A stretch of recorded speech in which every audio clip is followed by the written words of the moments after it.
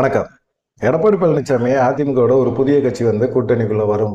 நீங்க ஒன்றும் கவலைப்பட வேண்டிய அவசியமே இல்லை அப்படின்னு சொல்லி எல்லாத்தையுமே ஒரு சந்தோஷப்படுத்துற மாதிரி ஒரு பேச்சு பேசிக்கிட்டே இருக்காரு. இது எப்பயுமே நிர்வாகிகளும் சரி, வேட்பாளர்களும் சரி, வேட்பாளர்களாக வர்றவங்களுக்கும் சரி, அவர் ஒரு ஆசையை தூண்டுற மாதிரி ஒரு சதுரங்க வேட்டை மாதிரி பண்ணிக்கிட்டே இருப்பார்.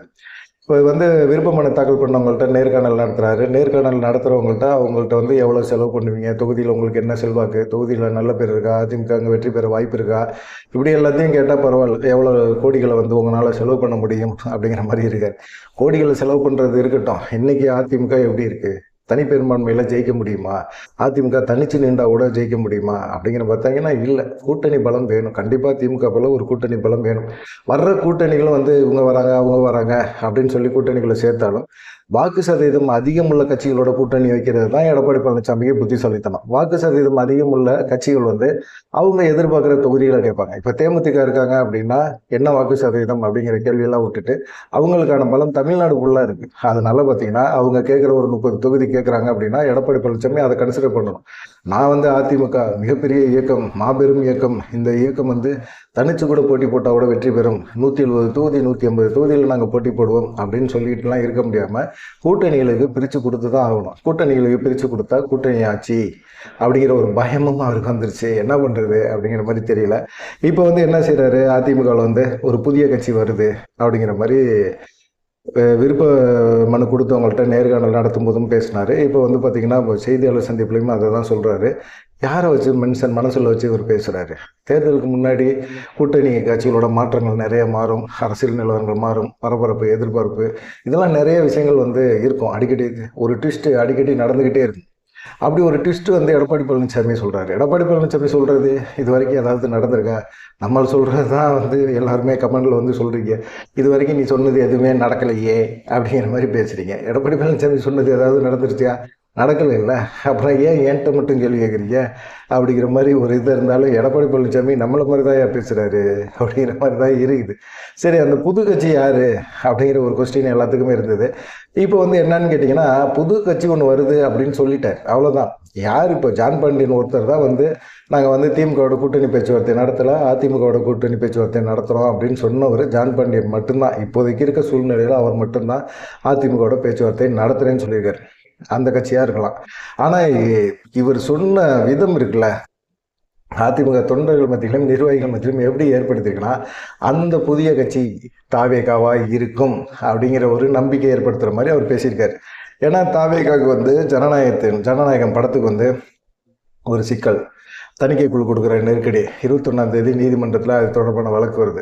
இவர் பார்த்திங்கன்னா நேற்று சிபிஐ விசாரணைக்கு, கரூர் சம்பவத்துக்காக சிபிஐ விசாரணைக்கு டெல்லி போனார். கிட்டத்தட்ட 7 மணி நேரம் விசாரணை, கொஞ்சம் நேரம் அலுவலகத்திலையும் உட்கார வச்சுருந்தாங்க. தொடர்ந்து மறுநாள் விசாரணை அப்படிங்கிற ஒரு சூழ்நிலையெல்லாம் வந்தது. பொங்கல் பண்டிகை, நிறைய நிகழ்ச்சிகளில் கலந்துக்கக்கூடிய சூழ்நிலையில் விஜய் இருக்கிறாரு. அதனால் இந்த விசாரணை கொஞ்சம் தள்ளி வைங்க, எப்போ விசாரணை கூப்பிட்டாலும் நான் நேரில் ஆஜராக தயாராக தான் இருக்கேன் அப்படின்னு சொல்லி விஜய் சொல்லியிருந்தார். அதனால் பார்த்திங்கன்னா அவருக்கு 19ஆம் தேதி விசாரணை அப்படிங்கிற மாதிரி தள்ளி வச்சுருக்கிறாங்க. இந்த பொங்கல் பண்டிகை எல்லாத்தையுமே இது பண்ணி.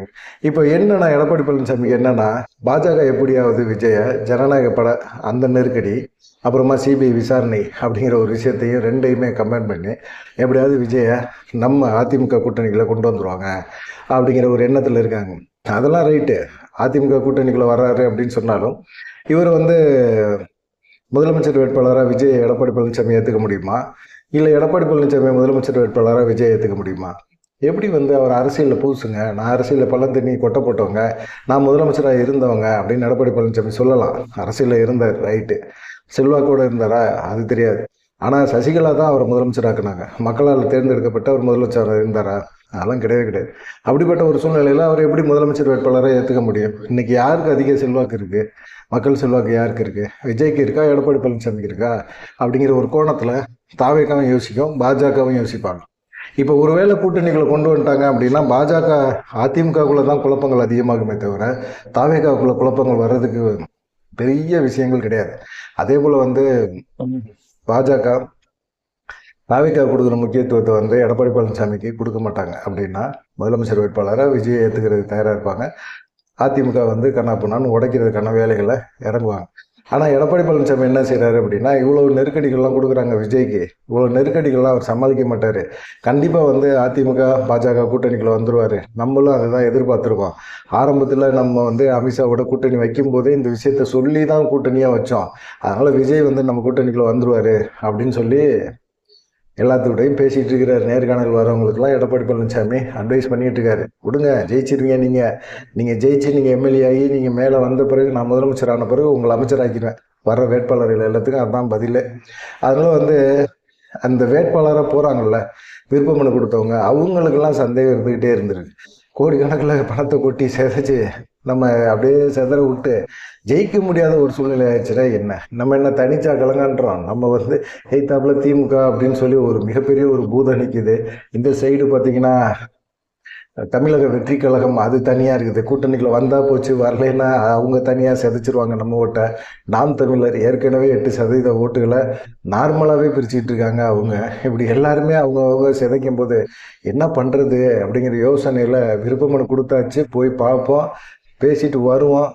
அவர் வந்து வேட்பாளர் தேர்வில் நம்மளை தேர்வு பண்ணார்னா, அந்த தேர்வு பண்ணுற சமயத்தில் கூட்டணி பலமாக இருந்தால் ஓகே, இல்லைன்னா மேலிடம் நீங்கள் பணம் கொடுத்தாதான் நான் தேர்தலை சந்திக்கிறதுக்கு தயாராக இருக்கிறேன், என்கிட்ட காசே இல்லை அப்படின்னு சொல்லி விலகிடலாம் அப்படிங்கிற ஒரு எண்ணத்தில் இருக்கிறாங்க.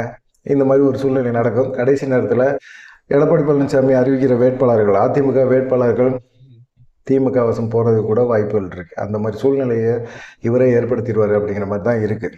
இவர் சொன்னது புதிய கட்சி அப்படின்னா எல்லாருமே யோசித்தது தாவேகா தான். ஆனால் இன்றைக்கி இருக்க சூழ்நிலையில் அதிமுக, பாஜக, அன்புமணியோட பாமக, இந்த இது மட்டும்தான் கூட்டணிகள் இருக்குது. ஆனால் அம்மா மக்கள் முன்னேற்ற கழகம் வர்றதுக்கு வாய்ப்புகள் இருக்குது அப்படின்னு சொல்கிறாங்க. அம்மா மக்கள் முன்னேற்ற கழகத்தோட பேச்சுவார்த்தையெல்லாம் நடத்தி முடிச்சாச்சு. பாஜக மேலிடம் பேசி முடிச்சாச்சு.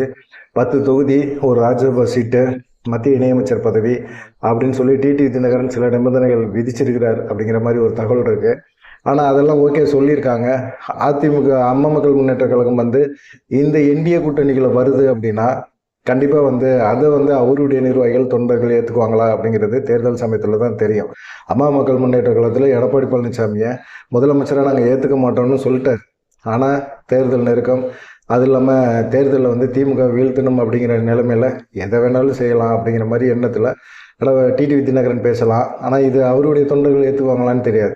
அதே சமயத்தில் வந்து பாஜக மேலிடம் டிடிவி தினகரன்ட்ட எதையாவது பேசி வச்சுருப்பாங்க. அவங்க வந்து சொல்லியிருப்பாங்க, எடப்பாடி பழனிசாமியை நம்ம இது வரைக்குமே வந்து முதலமைச்சர் வேட்பாளர்னு அறிவிக்கல, அவராக சொல்லிகிட்டு இருக்காரு, சொல்லிகிட்டே இருக்கட்டும், தேர்தல் முடிவுகள் வரட்டும், ரிசல்ட்டை பொறுத்து நம்ம யார் அதிக தொகுதிகளில் வெற்றி பெறாங்களோ அவங்கள முதலமைச்சர் வேட்பாளராக தேர்வு பண்ணிக்கலாம் அப்படிங்கிற ஒரு எண்ணத்தில் இருக்கிறாங்க. அது இல்லாமல் கடைசி நேரத்தில் ஒரு குழப்பத்தை ஏற்படுத்துவாங்க. வேலுமணியை கூட முதலமைச்சராக ஆக்குறதுக்கு அதிமுக சைடு சில முயற்சிகளை வந்து பாஜக எடுக்கும் அப்படிங்கிற மாதிரி சொல்லியிருக்காங்க. அந்த ஒரு லிங்கில் தான் வந்து டிடிவி தினகரன் ஓகே சொல்லியிருக்கார் அப்படிங்கிற மாதிரி அவங்களும் சொல்கிறாங்க. பார்க்கலாம் என்ன நடக்குமா அப்படின்னு சொல்லிட்டு. ஏன்னா அமித்ஷா டிடிவி தினகரன் சந்திப்பு, அம்மா மக்கள் முன்னேற்ற கழகம் என்டிஏ கூட்டணிகளை வரும் அப்படின்னு சொல்லி அதையும் எதிர்பார்த்துட்ருக்காங்க. தேமுதிக இது வரைக்குமே எந்த விதமான அனௌன்ஸும் பண்ணலை. தேமுதிக வருமா வராதா, அதிமுகவோட கூட்டணி வைக்குமா வைக்காதா அப்படிங்கிறதெல்லாம் இன்னும் வந்து நிலுவையில் தான் இருக்குது. அவர் வந்து எடப்பாடி பழனிசாமி பாஜக மேல் இடத்தோட தான் சொல்கிறாரு. தேமுதிகவோட நாங்கள் பேச்சுவார்த்தை நடத்தினா கூட அவங்க கேட்குற தொகுதிகள், அவங்க கேட்குற ராஜ்யசபா சீட்டு இதெல்லாம் கொடுக்க முடியலங்க எங்களால் அப்படிங்கிற மாதிரி சொல்கிறாங்க. கூட்டணி பேச்சுவார்த்தை நீங்களே முடிங்க அப்படின்னு மேலே பாஜக மேலிடம் வந்து எடப்பாடி பழனிசாமிகிட்ட சொல்லிட்டாங்க. அதனால் மெகா கூட்டணி அப்படிங்கிறதெல்லாம் ஒன்றும் கிடையாது. பாமக ராமதாஸையும் பார்த்தீங்கன்னா டெல்லி மேலிடம் தான் பேச்சுவார்த்தை நடத்துகிறாங்க. ஒருங்கிணைந்த பாமக இருந்தால் தான் கொங்கு பெல்ட்டில் ஜெயிக்க முடியும் அப்படிங்கிற ஒரு எண்ணம் அவங்களுக்கு இருக்குது. எடப்பாடி பழனிசாமிக்கு அந்த எண்ணம் இருக்குது. ஆனால் அன்புமணி விதிச்சிருக்கிற நிபந்தனை இருக்குல்ல, ராமதாஸ் எந்த சூழ்நிலையிலையும் அதிமுக கூட்டணியில் கொண்டு வரக்கூடாதுன்னு இங்கிட்டு ஒரு நிபந்தனையாக அன்புமணி வைக்கிறார், மகனே வைக்கிறார். அந்த சைடு விசிக திமுக கூட்டணி இருக்காங்க. பாமகங்கிற கட்சியே கூட்டணிகளை வரக்கூடாது. அது ராமதாஸாக இருந்தாலும் சரி, அன்புமணியாக இருந்தாலும் சரி. நான் தொடர்ந்து திமுக கூட சப்போர்ட்டில் தான் நினைக்கிறேன். எதுக்காக எங்கள் எதிரியை ஜாதிவாதியான கட்சிகளை எங்கள் கூட கொண்டு வந்து கூட்டணிகளை கொண்டு வந்து நமக்கான ஒரு கொள்கை கோட்பாடுகளை சிதைக்கிறீங்க, ஏன் சிதைக்கிறீங்க அப்படிங்கிற மாதிரி அவர் ஒரு சைடு போட்டுக்கிட்டு இருக்காரு. ஏண்டாப்பா அது அப்படிங்கிற மாதிரி தான் எல்லாத்துக்கும் சொல்ல தோணுது. இந்த சைடு யாருமே வரல. எடப்பாடி பழனிசாமி மட்டுமே இன்னமும் தொண்டர்களையும் சரி, இவங்களையும் சரி பெரிய எதிர்பார்ப்புகளை கொண்டு வந்துக்கிட்டே இருக்கிறார். ஆனால் எடப்பாடி பழனிசாமி இப்போ ஒரு படி மேலே கீழே இறங்கி வந்திருக்கிறாரு, ஓபிஎஸ்ஸை கட்சிக்குள்ளே சேர்த்துக்கலாம் அப்படிங்கிற மாதிரி ஒரு எண்ணத்தில் இருக்கார். ஏன்னா ஓபிஎஸ் வந்து எடப்பாடி பழனிசாமியை முதலமைச்சராக ஏற்றுக்க தயாராக இருக்கார். ஆனால் டிடிவி தினகரன் முதலமைச்சர் வேட்பாளராக எடப்பாடி பழனிசாமியை ஏற்றுக்க தயாராக இல்லை. அந்த பயம் அவருக்கு இருக்குது. தேர்தல் முடிஞ்ச பிறகு டிடிவி தினகரனை வச்சு பாஜக கேம் விளாண்டாலும் விளாடும் அப்படின்னு சொல்லிட்டு ஓபிஎஸ்ஸை வேணால் கட்சிக்குள்ளே சேர்த்துக்கலாம், நம்ம இதுக்குள்ளே கொண்டு வந்துக்கலாம், கட்சிக்குள்ளேயே சேர்த்துக்கலாம், கூட்டணிக்குள்ளே இல்லை கட்சிக்குள்ளேயே சேர்த்துக்கிட்டு அவருக்கான தொகுதிகளை சில தொகுதிகளை ஒதுக்கி அவருக்குமே வந்து நம்ம வந்து முக்கியத்துவம் கொடுத்து பார்ப்போம், அவர் வந்து இனிமேல் பிரச்சனை பண்ணுறதுக்கான வாய்ப்புகள் இல்லை அப்படிங்கிற மாதிரி இறங்கி வந்திருக்கிறாரு. ஓபிஎஸ்ஸை கட்சிக்குள்ளே சேர்க்கறதுக்கான ஒரு முயற்சியும் நடக்குது அப்படிங்கிற மாதிரி சொல்கிறாங்க. எடப்பாடி தரப்புலேருந்து பேச்சுவார்த்தை நடத்துகிறாங்க ஓபிஎஸ் கூட அப்படின்னு சொல்கிறாங்க. ஆனால் எடப்பாடி பழனிசாமி சொல்கிற அந்த புதிய கட்சி யார் அப்படிங்கிறது இதுவரைக்குமே எடப்பாடி பழனிசாமிக்கும் தெரியாது. அவர் நினைக்கிறது தாவேகா அப்படிங்கிற ஒரு வார்த்தையை மட்டும் அவர் மைண்டில் நினைக்கிறாரா, இல்லை அதை வந்து மக்களுக்கு வந்து அப்படி ஒரு நினைப்பை உருவாக்குற மாதிரி பேசுகிறாரா அப்படிங்கிறது தெரியல. உங்களுக்கு என்ன தோணுது அப்படிங்கிறத மட்டும் மறக்காமல் கமெண்ட் பண்ணுங்கள். நன்றி, வணக்கம்.